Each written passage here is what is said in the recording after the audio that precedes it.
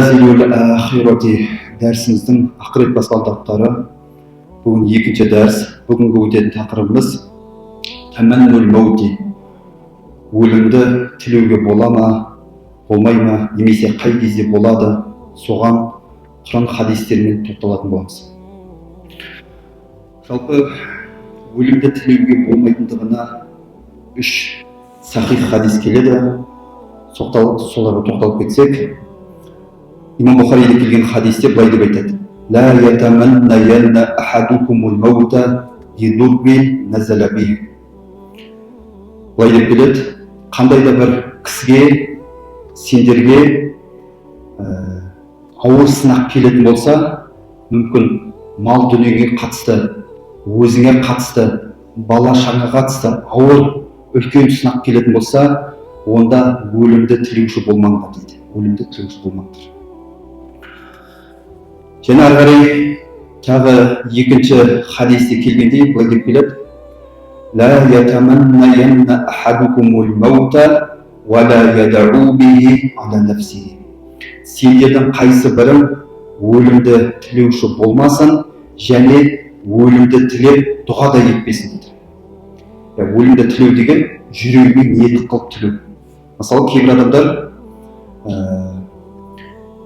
бір адам мысалға біреуді өлтіріп қоятын болса, не үшін қорқады? Әлгі үй іштері, ағайын туысқандар келіп, менен кек ала ма деп қорқады. Немесе бір адам зина істеп қоятын болса, ол адамда не істейді? Әлгі ер адам қорқады. Өйткені әлгі қыз баланың ата-анасы, бауырлары келіп, менен кек ала ма деп қорқады. Алаяқтықпен айналысқанда солай.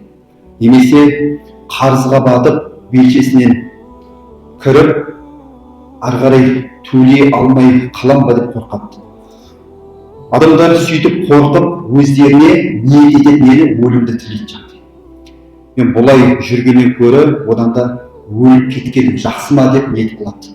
Соны айтып жатыр хадисте, болмайды дейді олар. Өлімді тілеуге ниет етуге.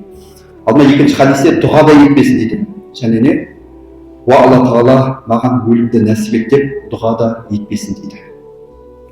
Хадистің жалғасында келтіреді, екінші хадистің жалғасында: фаиннаху имата инқата амалуху. Егер ол кісі өлімді тілеп, Аллаға дұға етіп өлімді сұрайтын болса, онда ол адам білсін, амалы үзіледі дейді. Яғни адам қайтыс болуымен амал тоқтайды ғой. Яғни сауап, егер жақсы адам болса, сауапты істеді ары қарай істей алмай қалады. Егер Аллаға сенбеген адам болса, тәубе етіп үлгермей қалады. Сондықтан өлімді жүрегіне тілемесін, және қол жайып Алладан дұға етіп, оны да сұрамасын дейді. فَإِنَّهُ إِنْ مَاتَ انْقَطَعَ عَمَلُهُ وَلَا يَزِيدُ الْمُؤْمِنَ عُمْرُهُ إِلَّا خَيْرًا. Өйткені мұъминнің жасы ұзарған сайын оның амалы да ұзарады дейді. Яғни жаңа айтқандай, егер сен жақсы адам болса, өлімді тілеме, дұға етіп те сұрама. Неге? Өйткені әлде де сен жақсы істерді істеп қалып сауап жинауға мүмкіндік бар. Үшінші хадисте келеді: ла ятаманнаянна ахадукумул маута. Сендердің қайсы бірің өлімді тілемесін, имма мухсинан фалааллаху ан яздада хайран. Міне жаңа айтқанымыздай, егер ол жақсы адам болса, әлі жақсы істерді, сауап істерді істеп қалуға мүмкіндігі бар. Ва имма мусиан. Егер ол жаман адам болатын болса, яғни Аллаға сенбейтін, Аллаға иман келтірмеген адам болса, фалааллаху ан ястатиба. Онда оның тәубе етуге, Алладан кешірім сұрауға мүмкіндігі бар дейді. Егер өлімді тілеп, Алладан сұрап, бұл дүниеде кетіп қалатын болса, Алла дұғасын қабыл етіп, ниетін қабыл етіп, ол адам Аллаға сенбейтін адам болса, онда ол дүниеде жағдай қиын болады. Сондықтан тілемеңдер деген сол екен.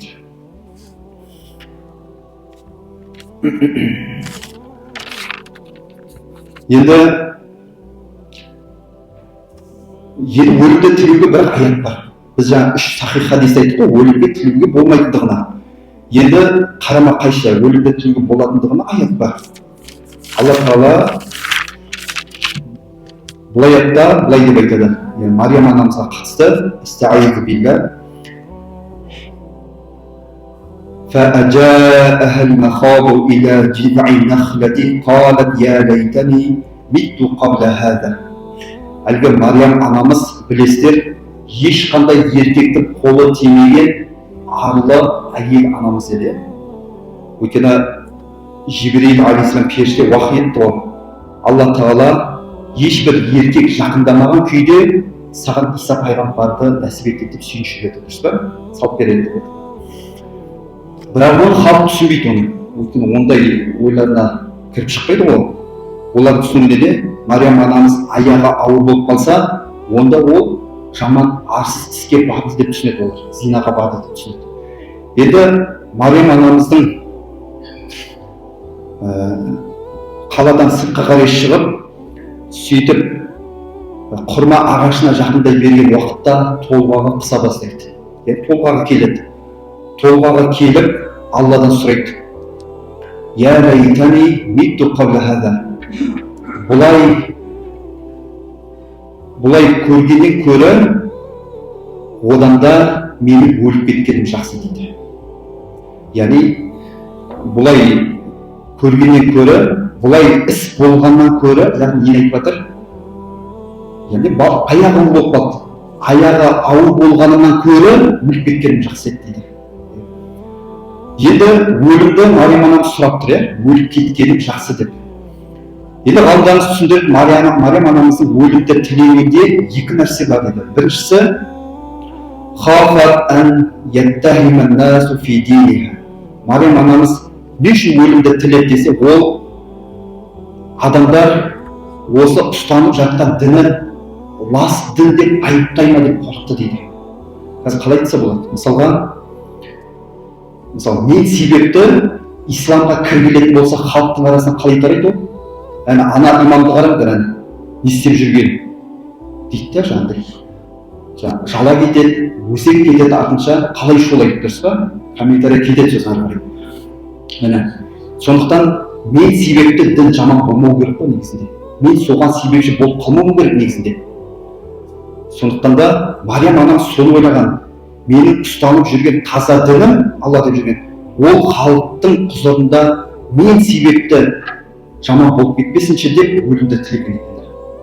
Мен себепті қазір аяқ ауыр екен біледі, яғни Иса пайғамбар қолына ұстап келедік тұр ғой қауымның алдына. Сол уақытта халық оны сөгедік тұр.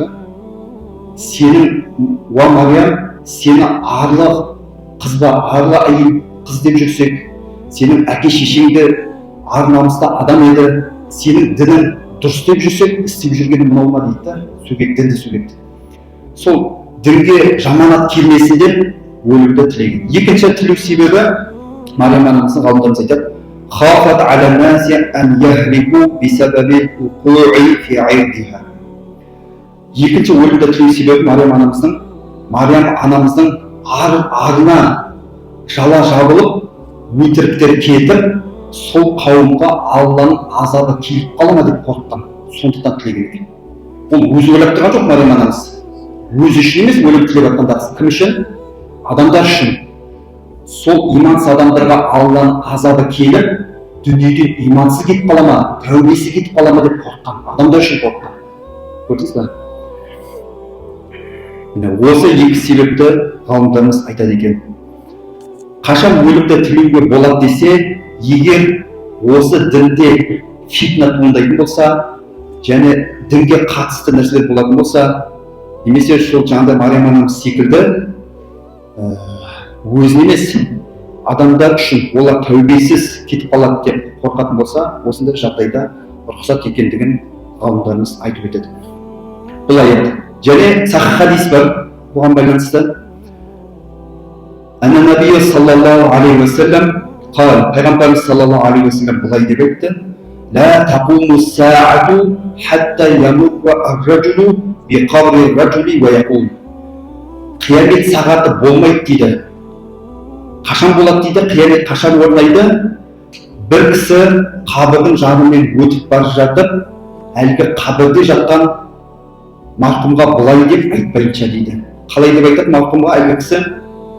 Лайтани маканаху дейді екен. Яғни бір кісі келіп, қабірде жатқан адамның қасына келіп айтады екен жағдай. Уа пәленше, сенің жатқан орныңа одан да мен жатайын деп айтады дейді.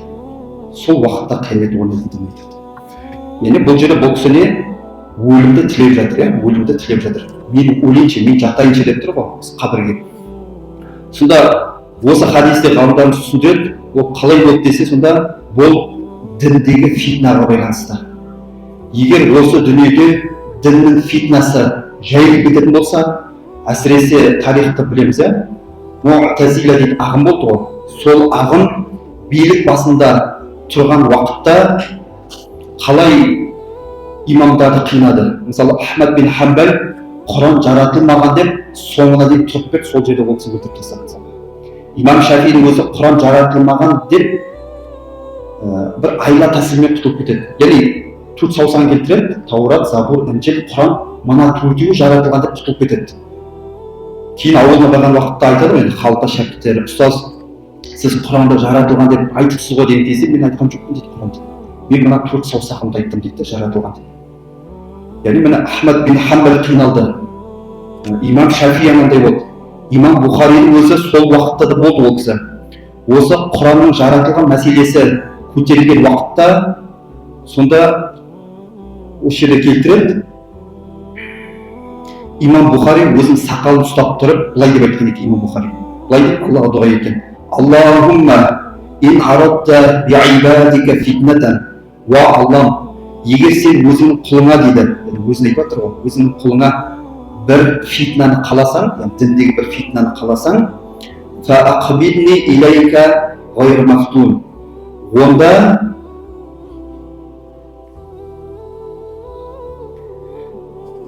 осы фитнаның кесірінен менің жанымда алып кетші дейді. Менің жанымда алып кетші. Яғни бұл жерде имам Бұхаридің өлімді тілеу себебі, ғалымдарымыз айтады, ол өзіне қатысты сынақ емес дейді. Немесе бала шағасына қатысты, әйеліне қатысты сынақтар емес. Бір баласы ауырып қалып, немесе бір қарыздарға кіріп кетіп, ондай емес. Бұл дініне деген фитна болғандықтан өлімді тілеген. Ғалымдарымыз бұндайда рұқсат береді екен. Өйткені Құран жаратылған деп естеді, билік басындағы муътазилиттер халықты қинаған екен. Солай айтыңдар. Ал біздің ақидада не? Құран жаратылған деп айтуға болмайды. Ол имам Ахмадта да солай, имам Шафи де, имам Бұхари де бар дейді. Және имам Маликтің тағы мында риуаят келеді. Хазіреті Омарға қатысты, радиаллаху анху, ол кісі халифа болып тұрған уақытында үлкен жасқа жетеді. Сол үлкен жасқа жеткен уақытта Алладан былай дұға етеді екен. Аннаху қал, Аллахумма кабура синни ва даъфат қуввати. Ва Алла Тағала, менің жасым ұлғайды. Ва даъфат қуввати, менің күш қуатым кетті. Ва инташарат ра'ияти, менің қол астындағы халқымның саны көбейді. Бұл кісі халифа ғой. Қол астындағы маған бағынышты болған халық саны, адамдар саны көбейді. Аллахумма иқбидни илайка ғайру муфарриқи ва ла муқассирин. Уа Алла Тағала, дінімде салғырттық қылмаған күйде және кемшілік істемеген күйде өзінің құзырына алып кетші дейді. Енді Хазіреті Омар радиаллаху анху не үшін қорқты? Өзінде бір сынақ үшін қорыққан жоқ, бала шағасы үшін қорыққан жоқ, немесе қарызға баттым деп қорыққан жоқ. Не үшін? Осы ислам дінін осы қартайған шағымда ары қарай алып жүре алмайын ба? Дінге бір нәрсені, бұзық нәрсені енгізіп қойып аламын ба? Дінді бұзып аламын ба деп қорыққан болса. Сол себептен естеді, Алладан дұға етіп өлімді сұраған екен. Жалпы тұқытері өлімді басына түскен сынақ себепті, қарызға батқан себепті, біреуге қандай да бір ақысын жеп қойсаң, сондай бір себептерде өлімді тілеуге болмайды. Тек қана дінде қандай да бір фитна болатын болса, бүлік туатын болса, әлгі жаңағындай онда не өлімді тілеуге болатындығын айтқан екен.